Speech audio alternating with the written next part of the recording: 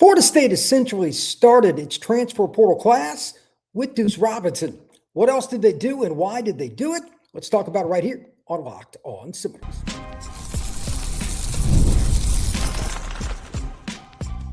You are Locked On Seminoles, your daily podcast on the Florida State Seminoles. Part of the Locked On Podcast Network, your team every day. Back into Locked On Seminoles. I am your host, Brian Smith, longtime college football recruiting analyst. Thank you for making Locked On Seminoles a part of your day each and every day right here on the nation's #1 podcasting network, Locked On. Today's show is brought to you by our friends over at FanDuel. We got the national championship going on, and you can still get in on the action. Just check out FanDuel for a profit boost on the live action. Let's talk a little bit about Florida State tonight in terms of what's for next season. The portal is officially over in terms of entering, but not all the tallies have been made, not just for Florida State, but across college football. I'm going to talk more about the offense tonight, beginning with Duce Knight, but we're also going to talk about where's the defense. We had a little bit of that at the end of the portal where we got a little taste of what we needed, but not enough. I am still a little salty about the defensive effort in terms of what they spent. And I have some questions for fans that probably are on your mind as well. We'll get to that just a little later in the show. But first, while he was not added to the Florida State roster, I think Duce Robinson is still the most important thing for next season from two perspectives. Number one, I need to be able to enjoy watching Florida State football, and last year was bad enough. The year before was not explainable. Duce Robinson this next year has a chance, if given the opportunity, to go down as one of the greatest individual season players in Florida State history, if it's done properly. I'm putting that big caveat over there for all you, much like me, they need to see it under Mike Norvell's direction. Full disclosure, I see what you're talking about. If you're throwing comments at it, fire away. But he has a chance. He had over 1,000 yards on this god-awful team this past season, despite all their deficiencies. We're going to go through the offensive list, and I have a ton of players to discuss. But this is a player that 6'6", 220-some pounds, turned down the draft to come back to FSU. Turned down the draft despite the next one undoubtedly having Cam Coleman and this guy by the name of Jeremiah Smith in it to come represent Florida State, his father's former institution as well. And I think he's going to be a lot of fun. So right off the bat, I'm being just straight up honest and selfish. I'm really looking forward to watching Duce Robinson next year. Just make crazy catches, make special plays, 3rd and 11, catch a ball, make it look easy. I think that's going to set trends and make it a lot easier for Florida State to run the ball. And Ashton Daniels, no offense to Tommy Castellanos, is a better passer. He showed it in the last 2 games that he played at Auburn. He's come a long way, and it's amazing what coaching can do.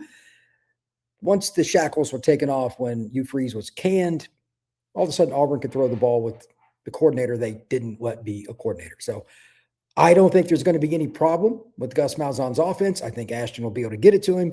And having that guy, Micahi Danzy, over there also retained, that's important. Jacob Boggs is back. They lost him for a little bit, but then they lost McCoy. Then they put Boggs in there and said, like, they're in a good spot, but they're starting receivers. Is it the deepest group? Maybe not. I don't think Florida State's going to miss Gavin Blackwell and a few other guys that left, but at the same time, this is a really good group to start with.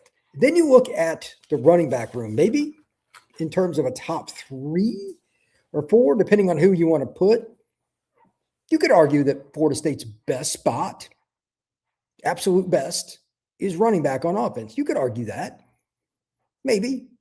I mean, looking at the list, they got multiple guys that have either been an elite recruit, a proven player at the college level, or both.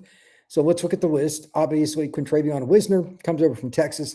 Last 2 years, 8 touchdowns combined and 1,524 yards rushing for the Horns in the Southeastern Conference. It's been banged up a little bit here and there, but against Texas A&M at the end of the year when A&M was, fighting for a chance to go undefeated, he smacked them around. Over 160 yards right down their throat.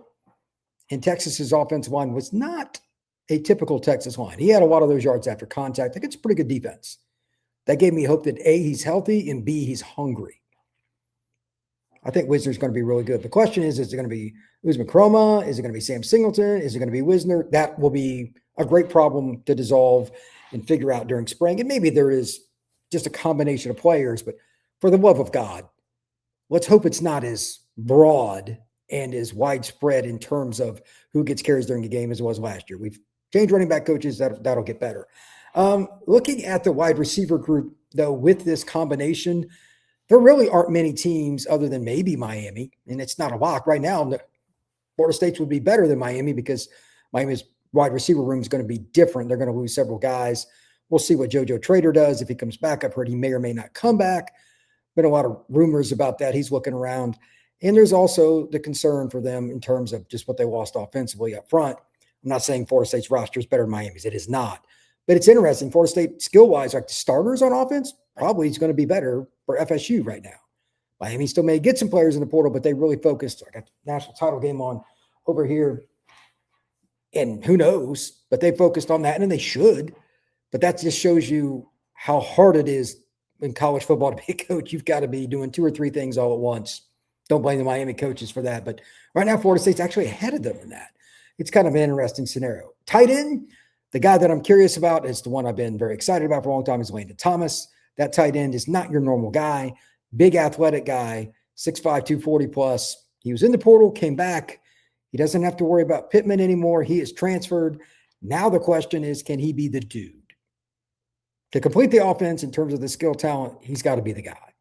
And that means the number one thing that every player needs to do, and he has not done well at, and I don't know if it's his fault, but it's just the truth, he has not been healthy enough. There's no way around it. The most important thing a player can do is just be available. It's just true. They need him to be available. Now, to that end, they also got Duce Robinson coming in. He's got decent stats from last year. He averaged about 13 yards a catch. He had 28 receptions, a couple of touchdowns. He's a kid that played G6, but he's a pretty athletic player. He might be the move tight end, if you will. Combined with Landon, he can be a flex, but is probably bigger bodied.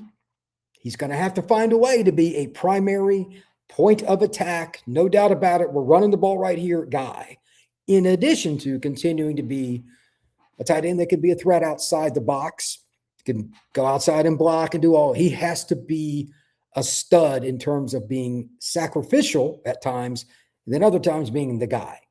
Not a lot of tight ends like that. Gus Malzahn's offense will get the ball to the tight end, but they're not going to be featured like they are in some other offense like Georgia. It's just true. It's not. Will he be that guy? Will he be accepting of it? He's coming back, but you put him with Riles, you can run 12 personnel and still go 5 wide. It is a nightmare for defenses to try to take care of. So again, while I'm talking about Duce, the offense in general, I'm pretty excited about.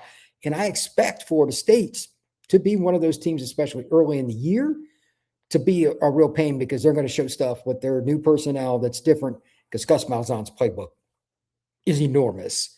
They're going to have stuff for them. I also expect Micahi Danzy, because Duce Robinson is going to get so many different looks and so many different opportunities to try to beat double coverage. Good luck with that.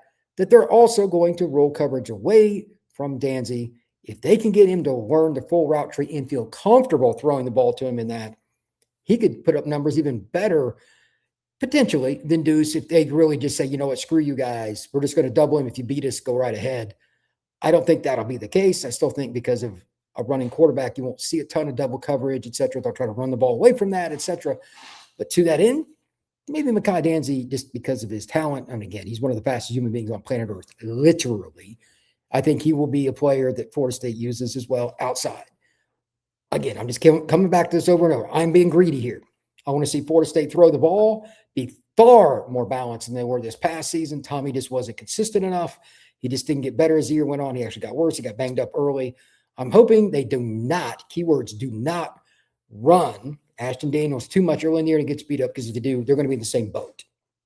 Even with all this skill talent and even with the following, they have a really interesting offensive line situation with some young guys that are going to be competing with some players coming in from the portal. They're actually pretty good.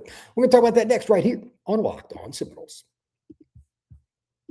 Today's show is brought to you by FanDuel. We got the national championship going on. You can check out what's going on right there and get a profit boost waiting for you inside the FanDuel app. Whether you want to ride with what's going on with Miami being a little bit of a run, whether it's or Indiana trying to kind of get back into the momentum swing here, we'll see. Indiana just got a touchdown. That's a big play for them.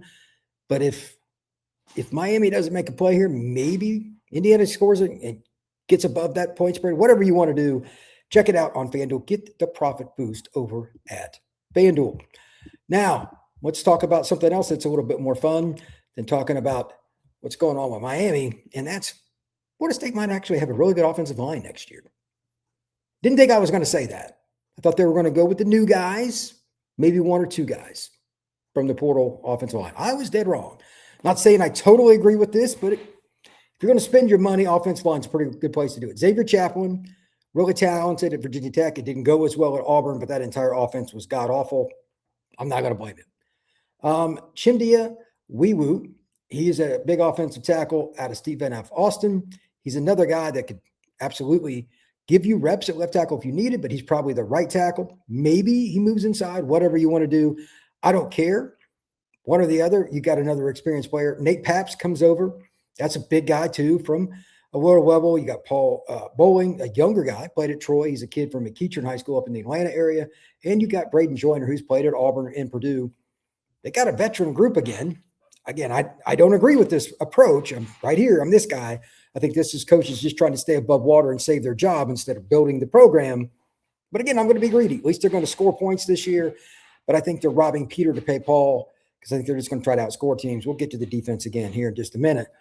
But with that offense, is there any reason that they shouldn't score over 30 a game? I mean, any? No, there is not. And I'm going to say that from now all the way through until they play their first game. And after the first game, and I don't care if they get beat 60-3 at Alabama, they better average over 30 points a game this next season. You know why? Because you dumped your cash into the offense. O-line in the portal, they're not expensive. They're super expensive. And you went out and you got 5 of them. You needed 2, max 3, if you went with the younger guys. They don't have any faith in them. Florida State doesn't have any faith in quarterbacks or offensive linemen unless they come from another school until otherwise proven. I know the people in the office of Florida State won't like me saying that. Well, do something about it. Go recruit one and actually develop it. This drives me nuts because you have to eventually convince high school kids that you will play players that come in at those positions from the high school ranks. Florida State has failed miserably at those 2 spots for doing it. Eventually, you've got to go through it. There is no shortcut. You have to play younger players without experience. It's part of college football. But it's also why Florida State is now in this trend where they're just fighting to stay above water. There's no way around it. So I ask you, did you expect Florida State to take an elite running back? They kept their receivers. They didn't really have to do much there. It was more about retention. And they had to pay Duce a lot. He's kind of like a portal guy because he's a dude. I think he changes every play on the field. I don't have any problem with them paying him a bunch. He earned it. He's a respectful young man. All those things, I'm good with it. But you dump so much money into your offense, and when you got not just a portal quarterback, a guy that's got starting experience. He's a good player, great guy. But what about the defense? Where do you stand on the defense? If you want to comment on the chat, fire away. If you listen to this later, were you surprised at the following stat? Here's a little something for you. This gets on my nerves. Just going to give you an overview before I go by position on the defense for Florida State. And by the way, there's still time to sign more players, but I'm not getting a good feeling here. Linebacker and D tackle combined for Florida State, they've added 3 players. The defensive lineman's a guy that didn't start to the end of last year at a G6 school. Did they dump enough money into defense? No. Did they try? That's what I'm not sure of. Do you think they really did? Do you think the boosters were hold out? Do you think the boosters hold out because they don't trust Norvell? What do you think it is? I think it's a combination personally, but we're going to come back to that. Right now, the only thing I want to talk about is the obvious defense in general. The one defensive end is Rylan Kennedy. He's pretty talented, and he did play at Texas A&M where they're loaded with defensive linemen. He was never a starter, but he was a contributor. Pretty solid player. I don't have a problem with that pickup. If you're going to take a chance on a guy, take a chance on him. He contributed. It's just, again, he was at a school that had so many dudes. He had to kind of wait his turn, and he may or may not have started this next year at A&M. They just got players. So we'll see if Florida State figures that out. But the other problem, again, there's just no shortcut here. They didn't get enough defensive linemen. So I don't know what you're going to do. You got Jordan Sanders comes over from Texas State. He played 335 snaps. Okay. He had 11 pressures and 11 stops. Big dude, 300 pounds, give or take. That's nice. But no other defensive tackle. He didn't get a P4 D tackle. He didn't get a second defensive tackle. Where are we at here? Florida State, they got, I'm not against getting the twins back or Kevin Wynn, by the way. But you needed conservatively a couple interior guys and conservatively a couple edge guys that were upper echelon. Kennedy maybe works out. Iffy. Sanders, pretty unlikely, and that's the only one you got. And I want to say this again. The administration, we all remember this, said, hey, we're going to give Norvell the chance. Championship level and all this stuff. I ran into Bud Elliott this past weekend. I was Battle Miami. I work with Coastline 7-on-7 now. And I said, Florida State. And he's like, yeah, don't even care at all. Like, just, he's and I don't blame him. Like, he doesn't think they're serious about football. And right now, it's kind of hard to blame him. I can see why he thought that. And Bud's a great guy, and he's pretty frustrated with his alma mater. I don't blame him. And so are a lot of other people. Anybody else I've talked to about Florida State, similar. And I ran into quite a few. I'll leave it at that don't think Florida State's in a very good spot. And several of the players bit them over the coals because they can. Because Florida State put themselves in this spot with the defense, and including the twins, etc. There's Florida State doesn't have enough leverage. Maybe he's part of it, but you guys got yourself in this. You're going to have to figure it out. And there is no shortcut. It's going to be MONEY. They need a lot more of it, because if they go out there this next season, even if, let's say, they score 32 points a game, again, the offense ought to be pretty good, maybe 33, 34. They could still be 500 with that at best, because this defense right now, with what I see up front, I'm going to get to the linebackers in a second. The two pickups are good players, but they're thin. If they have any barrage of injuries at linebacker or defensive line, two spots that typically do get beat up even in fall camp, much like last season, Florida State is in a world of trouble when they go to Alabama week 3 in Tuscaloosa. That's not going to work. They went out and gotten some serious manpower on offensive line in the portal. They ain't cheaping on nothing. They're not cheating out on their own. They're trying to make it happen. Like, the reason that these two teams, Indiana, I'm watching Indiana and Miami in the background here, they've got linemen on both sides. They didn't go cheap. Indiana went and got a center from Notre Dame. Miami went out and got a defensive tackle out of the portal that everybody wanted to slay. Like, you have to spend top dollar for linemen on both sides. Again, Notre Dame and Miami and Texas and Ohio State, I know who you're competing with, but you're going to have to find a way to get their linemen out of the high school ranks to actually play them. But when you do go to the portal, you're going to have to compete a little bit better, because no offense to Jordan Sanders and even Micahi Xavier, good linebacker, and Chris Jones is a good linebacker. It's only 2. Minimum. They needed 3. Just to have more competency and more depth. And I know you're only going to play 2 linebackers most of the time, but what we saw from the guys last year that are returning, are we excited? Really? I mean, Omar Graham's a good player. I'm glad he's back. But they didn't have anybody that was a stalwart, and they didn't get a pass rusher that was a pure elite guy. So that front 7, I'm really, really worried about. I'm going to leave my rant at that, but we'll get to the DBs here in just one second. I think it's very important to note that the defensive secondary, they lost some key guys, and in particular, Shamar No's gone. They actually made some good pickups there. I want to talk about them with one guy that I think is paramount that he hits. And he's a guy that started last year at Notre Dame, and then he got pulled and really didn't see the field again. That's Karson Hobbs. We're going to talk about him next right here on Locked On Seminoles. Today's show is brought to you by TurboTax. Tax season doesn't have to take over your life. This year, TurboTax is making it easier than ever to just hand things off and move on with your day.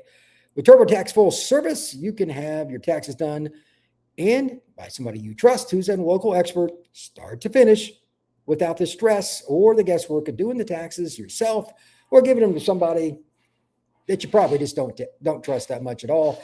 Instead of spending all kinds of hours and trying to figure out if you got the right forms, if you did it right. If you're going to get a call from the IRS in a couple of years, TurboTax can help you with W-2s, 1099, or whatever it is you're trying to do. And all you got to do is upload the documents, go about your day, and they'll do it for you. Limited time.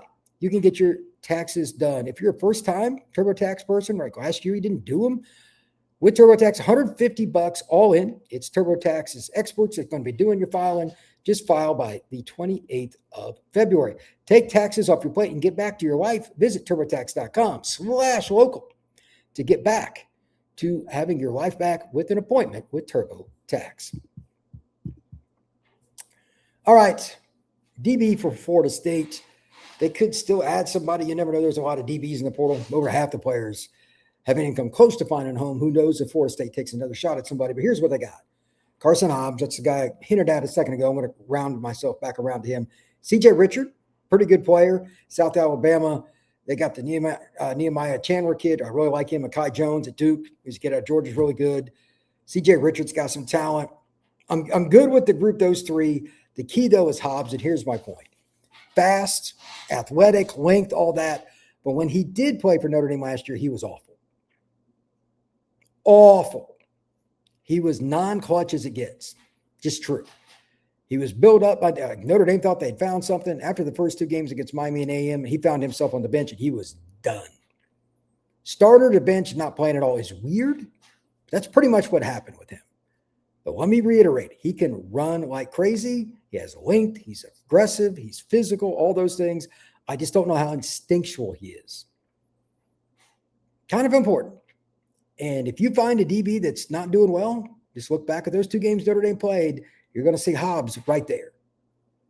He got picked on. Now, Florida State took a chance on a kid with a lot of physical skill. Not a ton of experience. He's played a couple games. He was a redshirt freshman for the Irish last year. But if he somehow hits, then that secondary is different. You're not going to replace losing Shamar No. Right here, first guy to admit it. He's going to be an NFL guy in a couple more years. Losing him sucks. Having said that, Micahi Jones, Nehemiah Chandler, CJ Richard, all guys with length and athleticism, they'll play well. To get over the top, you need a nickel in today's world. And that's pretty much what Karson Hobbs wanted to play, or they tried to get him to play. It didn't work out. Maybe he plays outside. I don't know which one it's going to be. But they need somebody like that to hit. Let's see if he does. I'm pretty confident if he does, they could go 4 for 4. I think overall they did really well there. And considering the concerns I have on defense in the front seven, they need all of them to hit and to stay healthy. They do, they can at least mitigate what I think is going to be a very mediocre pass rush. Love the Twins, love Kevin Wynn, etc. They don't have edges that I'm excited about until otherwise proven. I know they got the JC kid coming in. That's cool. He's a good player, but they just don't have much there. And defensive tackle, I think they're a little thin in terms of numbers. Daniel Lyons is back. Obviously, Big Kevin. Like starters, I think Florida State defense would be pretty good. Again, the back half of the schedule I'm concerned about once you're in conference, plus Miami, plus Alabama. Like I don't care when you play them, that's tough. That secondary is going to get challenged. They need Karson Hobbs to be ready from day one, man. They really do. Let's jump into the chat and see what we got here. All right. What's up, Brian? Mike Merrick. Go Noel Nation. Go Noles. What's up, Mike? Glad to see you're in the chat tonight. Mike Dinkinger. Brian, what opponent do you see beating us? And then the administrator says enough is enough and Mike is out. I don't know the answer to that. I've heard different things. I've been asked this question a million times. I've heard 2 years, no matter what, because they're broke. I've heard 1 year, if it goes terrible, he might get fired. Like the money is a really big problem, is the overall nutshell of what I've heard. I can't give you any more than that. I'm not in those meeting rooms. I'm not going to guess. But if he's back in 27, don't be completely shocked. Eric Edwards 9307. I'm sick watching this Miami game. My Noel should be here. Let's see. Mike, I agree with you, Brian. They should score points. I mean, Florida State, they put money in the offense, and they kept Duce. They kept Micahi. They got Landon back. They got 5 offensive linemen, got an experienced quarterback. They've got 3 good running backs. There's no way they shouldn't score points. If they don't, they have failed beyond failing. Mark Marchant G2G. If you come to Tallahassee and sit, we be at the portal to play, you play, and here halfway competent, you're enter the portal for a payday. A lot of guys are, man. Let me put it to you like this. Again, I work with Coastline Stars, 7-on-7. And we got some elite players. Ohio State, Georgia, Florida State. We got one kid I think is going to flip to Florida State. I'll get into that as we get a little closer. But we've got players with Florida State offers, Ohio State, Notre Dame, everybody. So I hear about the portal all the time. The kids are frustrated right now. They're not getting a lot of offers. And I said, you got to wait a couple of weeks after the portal's done because portal comes first, whether you like it or not. But they understand that, and still a lot of them have a ton of offers, the Georgias and the Tennessees and whatnot. And NIL still comes up with all that too. There's a couple of kids told me there's certain schools they're looking at, and they're leading because of the money.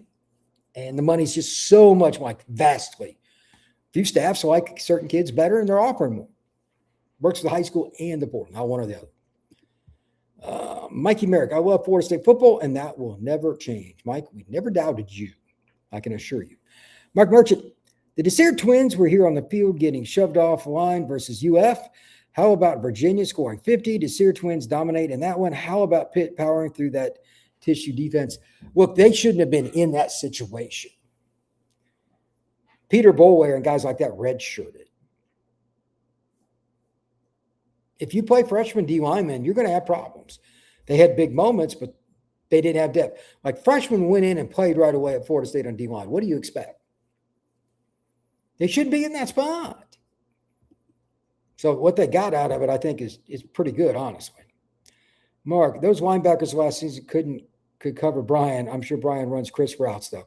Look, my days of running crisp routes or running fast and anything is over.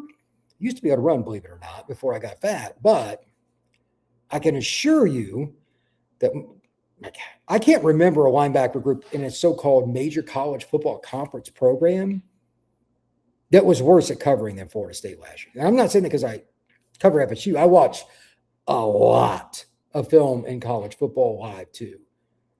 Name a running back that got 150 yards receiving in a game where he didn't break a 60, 70-yarder. Remember the running back from Pittsburgh? He had 150, and they just 5 to 15-yarded Florida State to death. They were just abysmal. Mark Merchant, Earl Little Jr. was quick to the ball and quick to bounce off backs and tight ends. He was.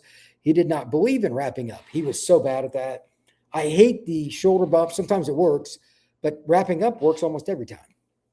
And he ends up at Ohio State, by the way. It's so wild. Totally agree that we didn't spend enough on defense. I hope Ernie Sims can teach our linebackers when to drop, how to stop the run. Oh, yeah, teach those guys how to tackle. I couldn't have said that any better. Linebacker should be better this next year. I became a diehard Noel in 79 versus Oklahoma. I lived and died on every play. For years, Patrick Payton started me on the hard road to indifference.